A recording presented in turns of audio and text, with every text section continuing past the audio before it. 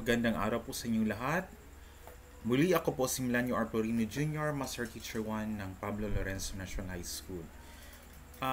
Kung kayo po ay nahihirapan sa paggawa ng 5-day daily lesson log, nandito po ang aking generator, baka makatulong po sa inyo. Ang generator po ito ay pwede po sa English-related subject or kaya naman po sa Filipino-related subject. So ito po ay gagawa ng 5 araw na daily lesson log. So sa nakikita po nyo dito may subscription po. So maliit lang naman po na amount para sa isang 2 buwan o kaya naman po 3 hanggang 4. Okay, so nandito po yung expiration date. So ang generator po ito ay nasa parameters na ganito po: school type, public school, students grouping, homogeneous group, classroom space, limited space for 50 students to move freely.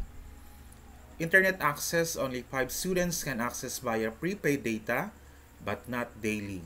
Then the classroom has no library, reliance on self-learning modules. Okay? Ginawa ko po ito ng parameters kasi kadalasan ito ang nasa public school. Kapag hindi ko po lagyan ng ganitong parameters, magkakaroon po ng mga activities na hindi aakma sa konteksto ng isang public school o kaya po sa espasyo ng ating classroom. So ang gagawin po natin ay you are going to input the subject that you are teaching o kaya naman po yung other subjects na inyong tinuturo din sa mga bata. Okay? So sa akin po, ang magiging example ay aking Media and Information Literacy na nasa grade 11 senior high school. So nakalagay po dito ay una ay ang subject. So I'm going to type Media and Information Literacy. Okay. Next, sa grade level po, ito pong aking 5-day daily lesson log ay mula grade 4 hanggang grade 12. So grade 11 po kasi nasa grade 11 ang subject ng MIL. Quarter, so ilalagay ko po dito na let us say second quarter. Okay, ang MIL po ay nasa English medium of instruction. But if you are teaching Filipino related subject, all you need to do is to click this one. Okay? So lalabas po lahat dyan sa ating output. Output later ay nasa Filipino po. Okay? So this time, gagawin ko sa English po ako na medium of instruction. Next, ilalagay po natin ang content standard. So kukunin ko po ang aking content standard sa aking nagawa noon na daily lesson log na nasaan yung Microsoft Excel. Okay, content standard. I'm going to copy this one. Nakikita po natin ang ating content standard sa ating curriculum guide. Okay? Paste. Performance standard. Ito po siya. Okay, copy. Paste this one. Then, learning competency. Ano po ang ating learning competency? Na nakapokus po sa 5 araw nating pagtuturo. Sa senior high school po, ang bawat subject ay may 4 na araw lang po na ituturo. Okay? Yung 5 araw po sa isang section, bali po ay magiging hindi naman po vacant, meaning hindi po papasukan ng subject teacher na yon. Okay? So, ang aking learning competency is cite an example of an issue showing the power of media and information to affect change and explain media and information can affect change. Okay, I'm going to paste this one.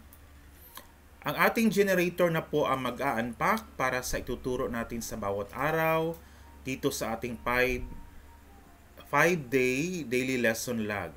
Okay, so I'm going to click this one. Generate 5-day daily lesson log. Medyo may katagalan po kasi ang gagawin po niya ay gagawa po siya ng 5 araw na 5 DLL. Pero depende po yun siya sa inyong internet connection. Okay? So makikita niyo mamaya ang paggawa ng 5-day daily lesson log. Okay? So may nakalagay po download as MS Word. Ayan po siya. Okay?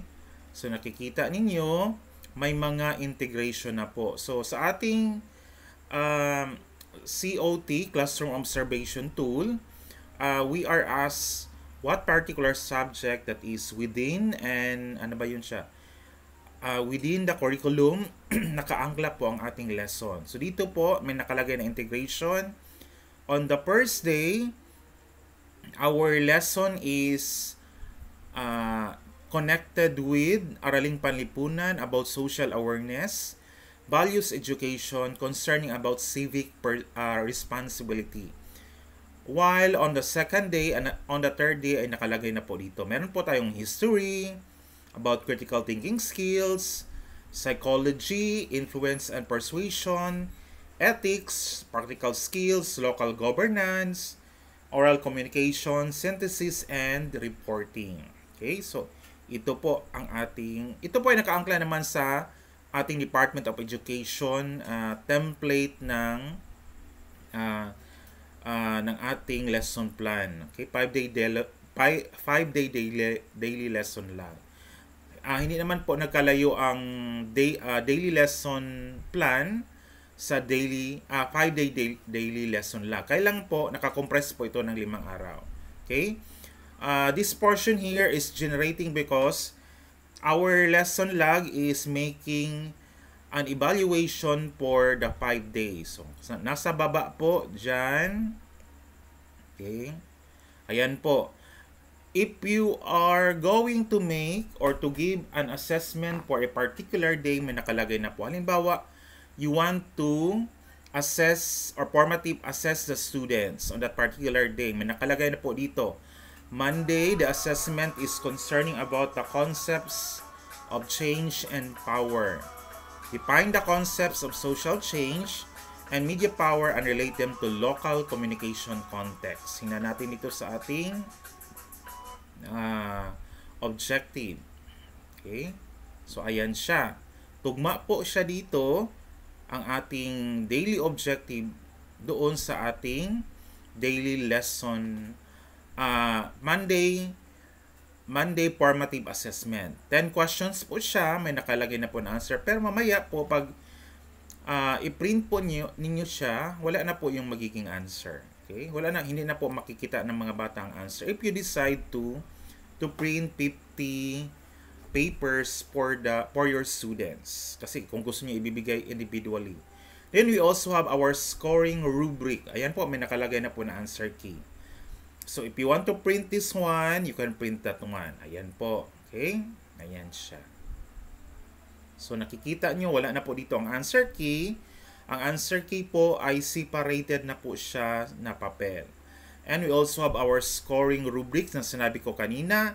So how are we going to know if there are students need remediation? So pwede po tayo mag-remediate sa mga nakakuha ng score ng 0 hanggang to 6. Okay, depende po sa inyo ano po yung pinag-usapan ninyo na sa inyong master teacher. So halimbawa may nakakuha ng 0 to 4, mangilan-ngilan po ba sila?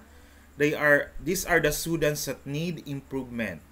Because the students require significant assistance in understanding the foundational concepts. So if you want to print this one, just click this button.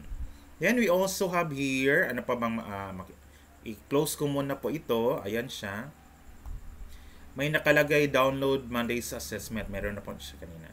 Ito po ang Tuesday. Ayan po siya. Kaya kung nakikita nyo kanina, nag-generate po siya kahit natapos na po yun siyang 5-day daily lesson lang. Okay? Kompleto po ito ng formative assessment mula Lunes hanggang Biyernes. May nakaseparate naman po siya na weekly formative assessment. Okay, andito po sa baba. Okay, ayan po siya. Weekly formative assessment. Instructions. Bago muna ang instructions. Formative assessment, media power to drive change. Inangkla ko po siya sa ating PISA 2024 framework. Okay?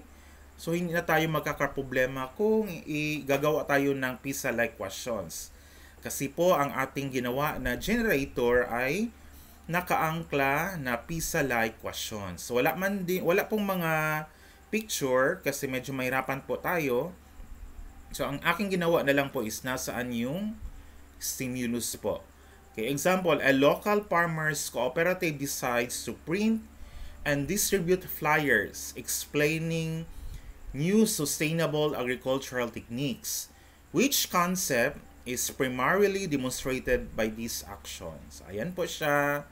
Nasa ABCD. If you want to use the 6th grade answer sheet, pwede na po yun siya. Ayan po, may nakalagay na correct answer.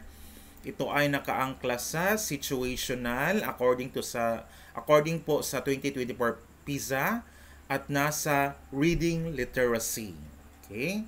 So hindi na po tayo mahirapan developing our critical thinking skills. Kahit na ang nasa isip natin, ang mga estudyante lang po nasa grade 9 ang magti-take ng PISA, dito po, dinidevelop po natin ang cognitive level of thinking na ating mga estudyante maging critical. Okay? So meron po tayong reading literacy, scientific literacy, about global competence, mathematical literacy, creative thinking, na lahat po ito ay nakaangkla sa ating tinuturo sa media and information literacy, na nakaangkla rin naman po doon sa ating media and information literacy curriculum guide. So I hope you like it and subscribe na po kayo. Mas mabuti pong doon muna tayo sa ating 2-month subscription para matry nyo naman po na